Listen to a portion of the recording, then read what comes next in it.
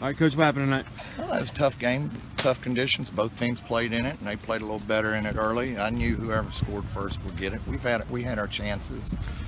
Kids played hard. We just did not block very well at all. Defense played pretty good for the most part.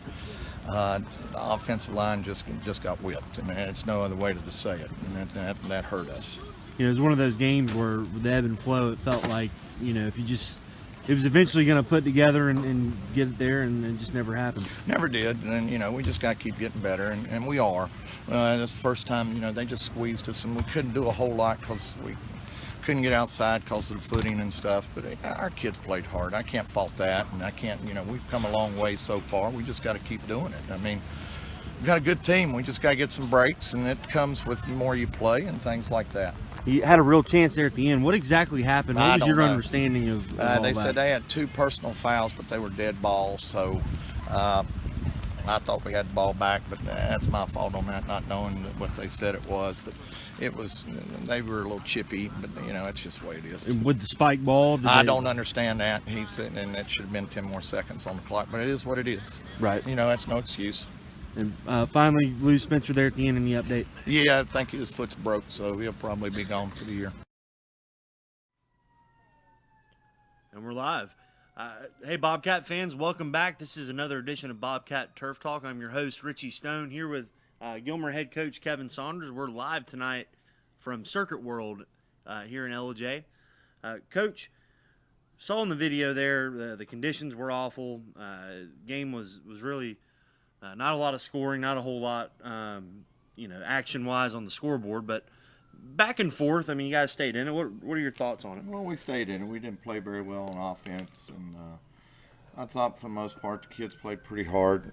We had some breakdowns here and there, but you know, the weather didn't help none, and I couldn't tell if our kids were really excited to be there or not, to be honest with you.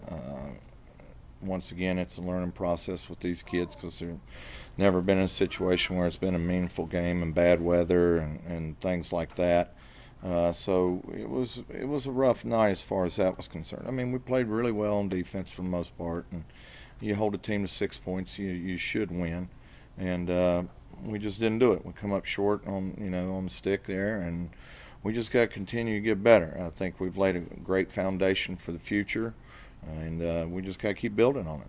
So you come in, you kick it off, you stop them on the first drive. I think they might have picked up a first down, but if they did, it was just one. Right.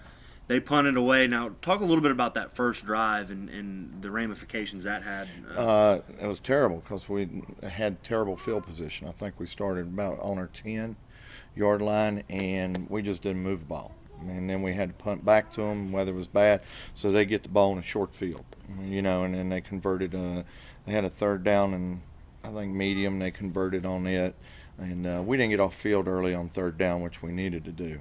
And I felt like, at that point, during the game, whoever scored first had a really good chance of winning because the conditions on the field were just going to get worse. And that first punt, Seth's been great all year, and even Yeah. in that game he was good. But I don't know if it was if he slipped or something happened, but it didn't go very far. No, it didn't. And a lot of it has to do with, how many times has he been punting in the rain and Right. that kind of thing. So, they didn't get a return on it, and it just didn't go very far. And plus, the wind was a little bit in his face, and it was just bad conditions. And, it is what it is. We should have stopped them. And a lot of times, as a player, not that you don't go hard every play, but I think a lot of players, it's just human nature to think, okay, it's early, we'll have time to get back into it, and that it didn't necessarily happen that way. But the defense was good all night long. Just that one drive on their Correct, on second possession of the Yeah. game, and because of the weather and because of the conditions, the clock was running the whole time. That seemed like one of the fastest first halves I've ever. Oh, been a yeah. part of. I mean, neither team, I think, in the first half, they threw it once, and we didn't throw it any. Right. In the first half. And the conditions just weren't very good to throw the ball. Right. And even if you tried to throw it, I mean, a couple times you watched them throw it, it was like throwing a watermelon. You couldn't throw it. It's just the balls got too heavy, and it was really wet, and you just had to stay dry the best you can. And so they score, and it seemed like the game had just started, but it was, I think, 2.5 minutes left on the clock that Yeah. first quarter. Get it back. I think that was when you guys put it. It was either that drive or the next one where you guys really put one together where it looked like you were going to score. Right, and that we did not do a very good job putting plays together. We'd have a 15-yard play, and then we'd have a negative play, or we didn't have many penalties, but our penalties came at really bad times on offense, and it put us behind the sticks a bunch of times. So what we needed to do was string plays together like we've been doing all year.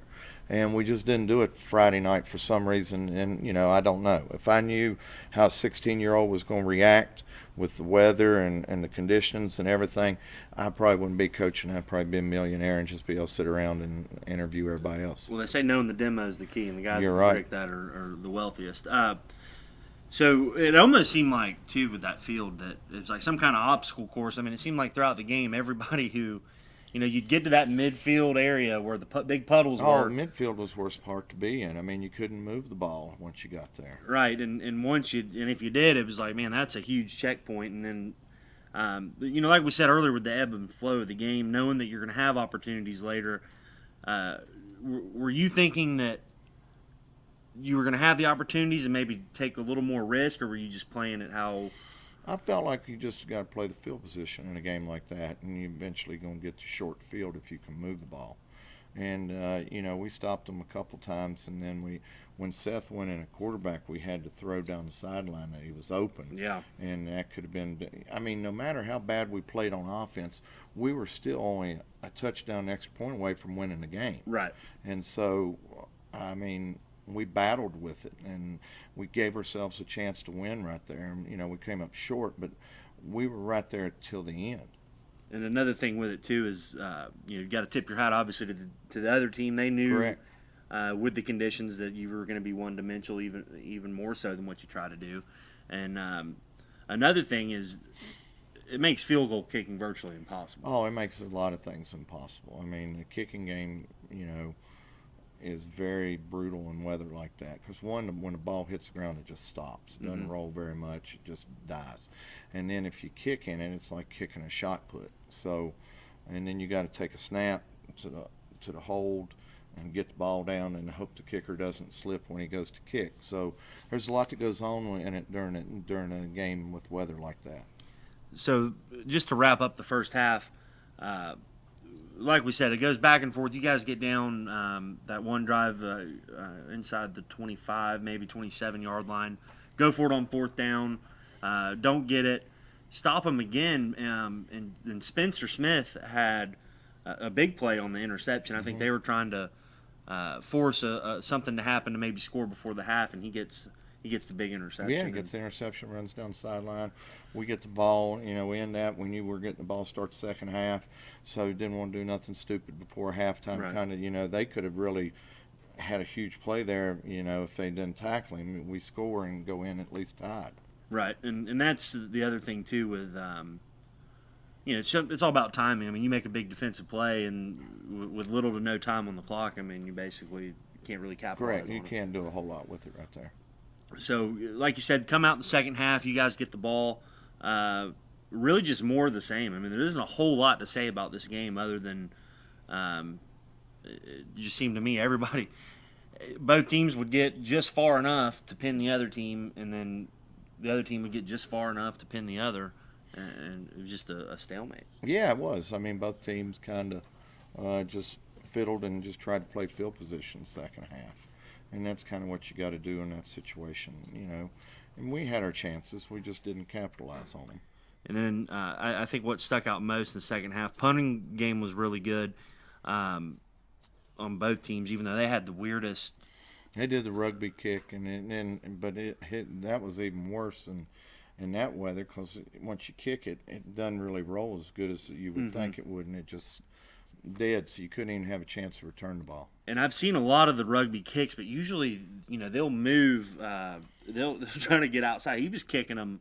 Yeah, because he couldn't really move. I mean, one time he dropped it, and we stopped him right there, and got the big play off the punt where he couldn't. I mean, he dropped the snap, hit him right in the hands, just dropped it, and then we got on top of him and got the ball there. But it's hard to do. And then, like you said, the big fourth down. And just a side note. they snapped it over the quarterback / punter's head, I think 4 times. They did. And I have never, I've seen a lot of football. You've seen a lot more than I have. Have you ever seen that happen where they didn't turn it over once? No, because usually on a dry field, the ball bounces and flop around.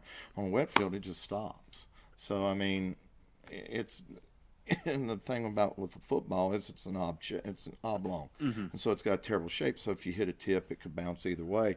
But in the water, it just hits and it just dies. So it's easier to recover that way. Because if you realize, I don't think either team had a fumble other than their snaps over the quarterback's head. We didn't fumble. They didn't fumble in exchange with the quarterback. They did fumble one time. We didn't get it. But the only 2 turnovers were 2 interceptions.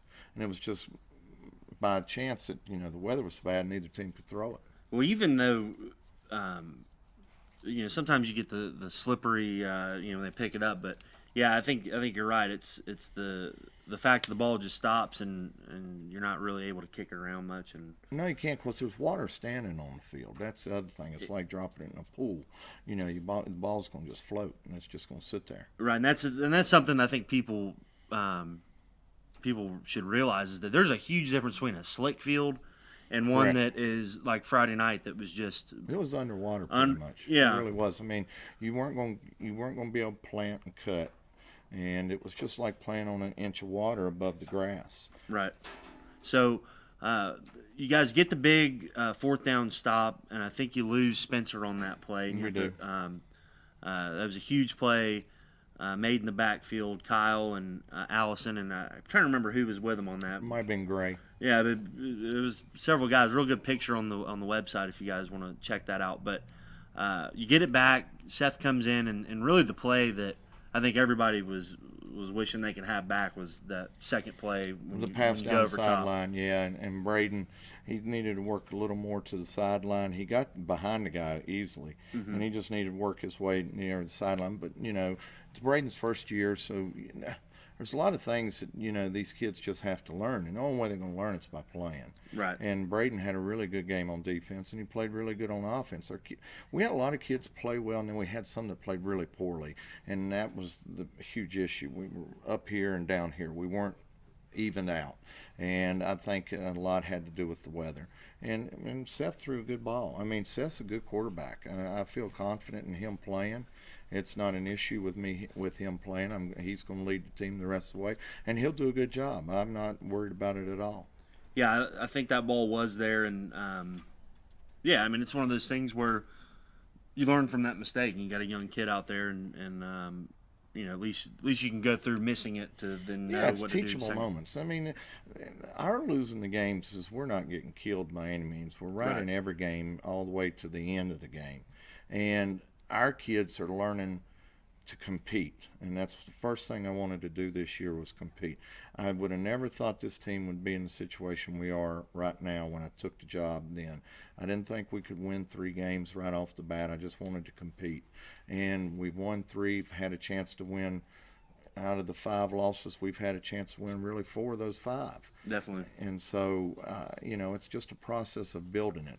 And, and they just got to learn from it. There's no failures if you don't learn from them. So we got to learn from it and battle back again this week. So we lose Spencer, Seth's in. We're going to talk a little bit more about that as well as that final drive. I want to get into that before we look ahead to next week. But we're going to take a break for right now.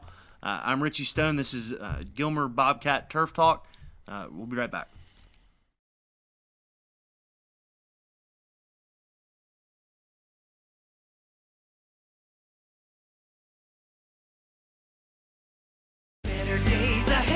It's Truck Month at Dave's Chevrolet in Jasper, and we're giving you a payload of savings. Now save up to $13,000 off new Silverado Crew Cab LT. And with Dave's Payment Vacation, make no payments for 90 days. Or save up to $7,400 off new 2018 Chevy Equinox. It's Truck Month in the mountains. See Dave's Chevrolet in Jasper today. The North Georgia Mountains #1 volume Chevy dealer. Better days ahead, Dave's Chevrolet. Find new roads.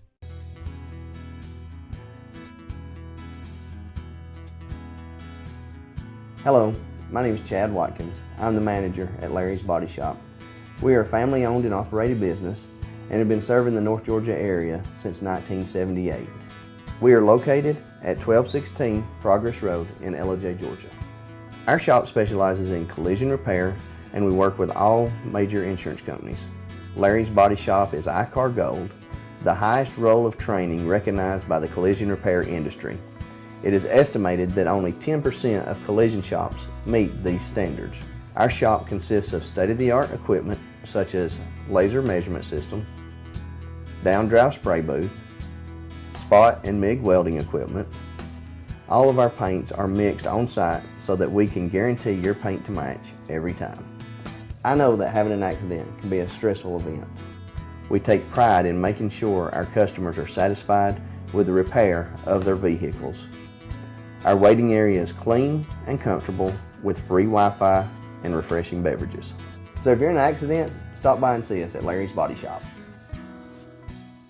Circuit World, with multiple locations to serve you in Murphy and Franklin, North Carolina, Blairsville, Blue Ridge, and Ellijay, Georgia. Locally owned and operated since 1985. Appliances, electronics, and furniture. Name brand products like LG, Samsung, Dell, Whirlpool, Ashley, Catnapper, and more. No credit check, only 10% down on furniture, and only $10 down on any new lease purchase. Mention FYN10 for your special deal today at Circuit World.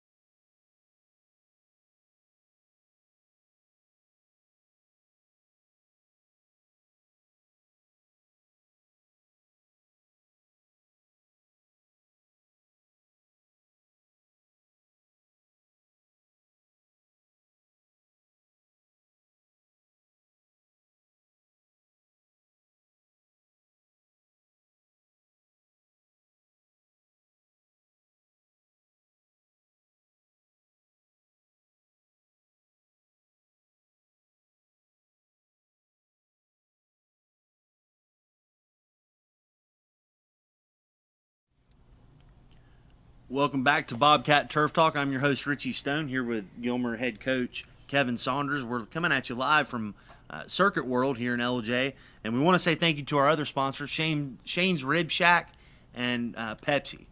So, back to the game, Coach. We talked a little bit. Spencer hurt his foot. Is it official? He's going to be gone? Yeah, he's going to be. We went to the doctor today, and he's got 3 broken bones in the middle of his foot, and now it's just we're going to have to see a specialist and decide whether we're going to operate or are they just going to set it. But I'm pretty sure they'll probably have to operate on it. So that's a big deal as far as timetables for spring and all that. Yeah, he'll be back in time for spring. Where we're going to be really hurting with Spencer is probably more so on defense. He sets our coverages, and he's had a really, really good year at safety. I mean, he's had a really good year at safety, and he does good at quarterback. But I think Seth can do, a good job also. I got a lot of confidence in Seth. The two of them are good friends, and Seth knows our offense, and he'll do a good job with it. I'll be shocked if he doesn't. So Seth comes in at quarterback. What are you going to do on the defensive side to replace him? Donnie will have to go in and play safety. I think Donnie will do a pretty good job. I feel confident. He's very aggressive, so we just got to work with him. He's been working there, so we just got to play. He came in and played the other night there at the end when he got hurt, and so Donnie also rotates at running back, and he's had a pretty good year for us. So before we move on from the game, that last drive was unbelievable. So for those of you who weren't there, you guys punt it and stop them on third down. Use both your timeouts, so no timeouts are left. Did a good job stopping the clock. And they punted away, and they punted to about the 15, 10, 15, maybe the 20. I don't know. I was on the far end of the field, but it was over that way, and there were 50.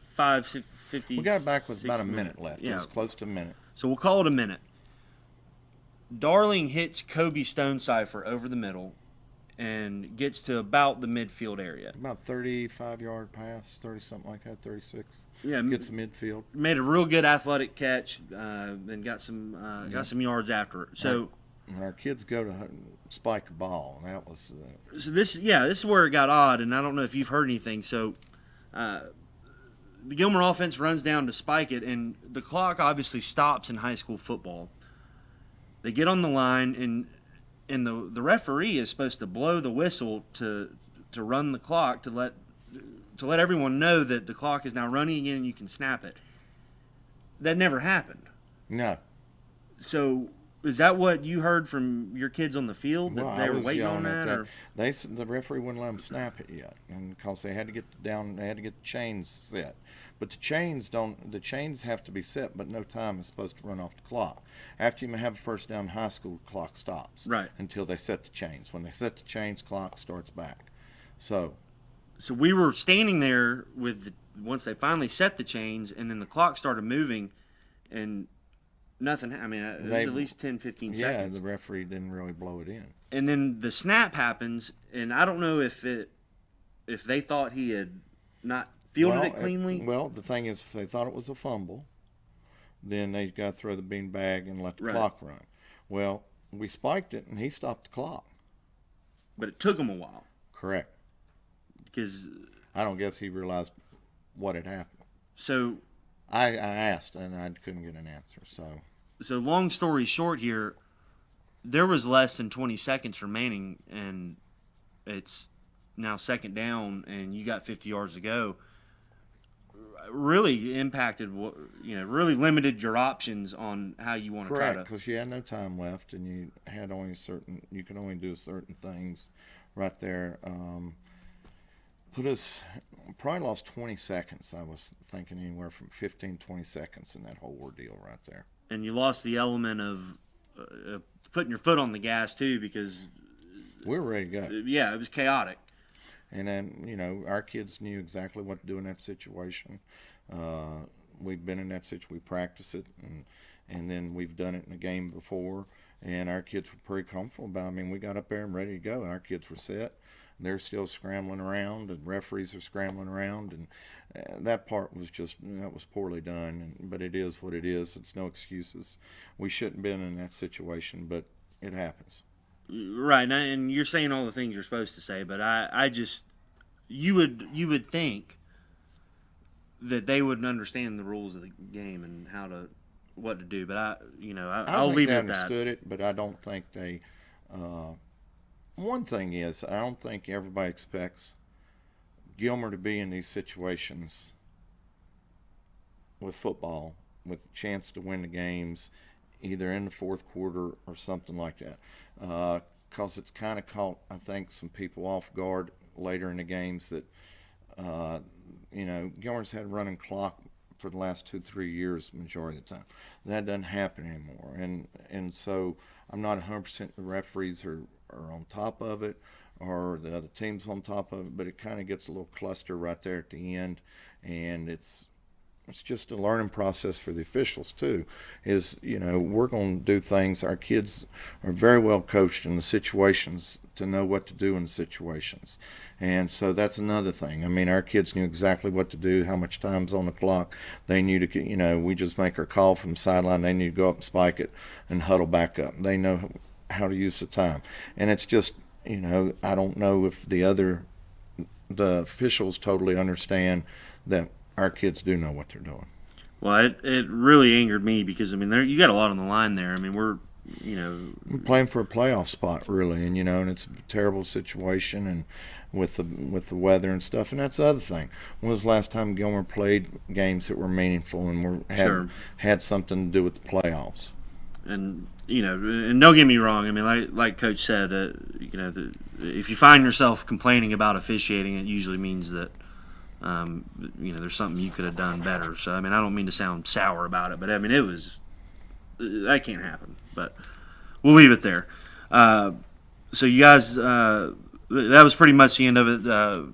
Throw the deep pass, they intercepted. Just chucked it, yeah. Just trying to make a play, and they intercepted it, and it is what it is. I don't think that had any outbearing of the game. It just happened. And so lose the game 6-0. So it puts the team in quite the predicament. We were talking off camera earlier. Just the thought that here we are, game 9. It's senior night at the Huff, and you're not yet eliminated. You're still playing meaningful games. I mean, yeah. Who saw that coming? Yeah, I mean, really, we have a chance to go 5-5, possibly, or we can go 4-6, or we can go 3-7. And we're just playing 1 week at a time. But I don't think anybody thought we would be in a situation where we played every team in our league all the way to the. Everybody we've played, we've taken them to the end of the game with a chance to win. And with it being senior night, you got a tough team coming in. But talk a little bit about what that night is all about for those guys, and how you go about it. I mean, is there anything you do different? Well, to me, senior night, first off, these seniors are special because they've played and never won a high school football game. And now they've been a part of a football team and a football program that's won games. And our seniors are very special to this football program. This bunch right here has come in and believed. They stuck with this program. Even when they were losing, these kids stuck with it. And they're special to me. And they're special to this community.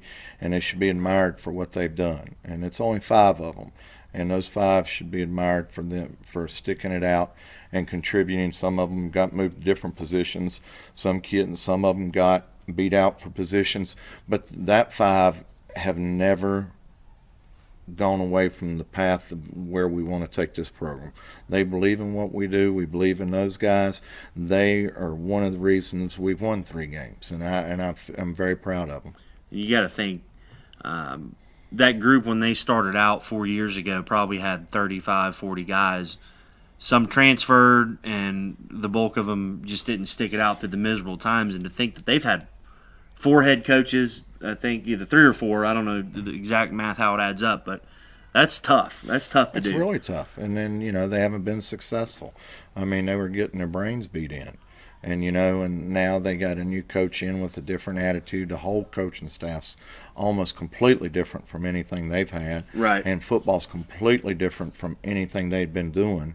And, they could easily say, well, I'm not playing. Coach is too hard on me. I could just bag it.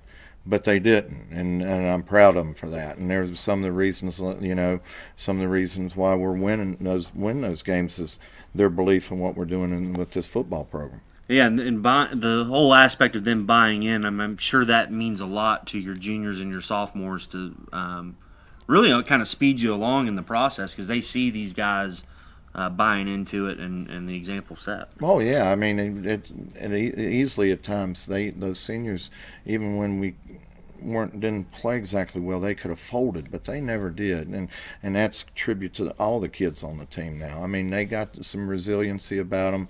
They're getting some toughness about them. We got to get a little mentally tougher when adversity hits us, but those seniors have laid a great foundation for years to come. And I'm sure your younger guys would love nothing more than to send them off with really what would be the signature win of the season if you guys can come out and take down Ridgeland. Yeah, no doubt. It'd be great for our kids and our program. And, I'm very proud of them no matter what we do on Friday. This game doesn't make or break our season. We've done some things that nobody thought we'd do already, and I feel confident that we'll come out and play Friday. And a little bit before we run here, talk a little bit about what they do. They're 3-1 in the region. Their only loss came to Northwest, who we just played.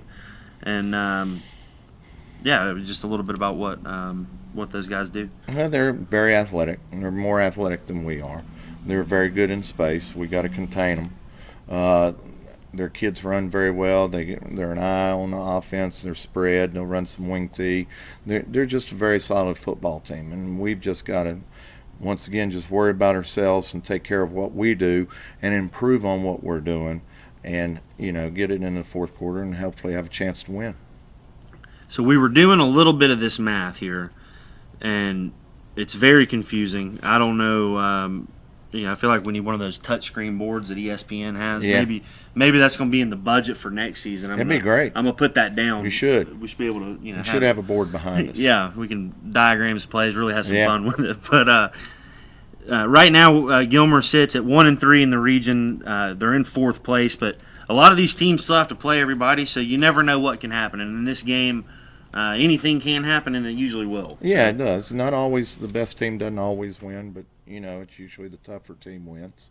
And we have a shot. We're once again playing a meaningful game Friday. Excellent. Well, we look forward to seeing everybody come out and support these 5 seniors as they play their final game at Huff Mosley, and hopefully we can send them out with a win. Coach, we appreciate your time this evening. Glad to be here. And we'll see you Friday, and hope to see y'all there Friday evening.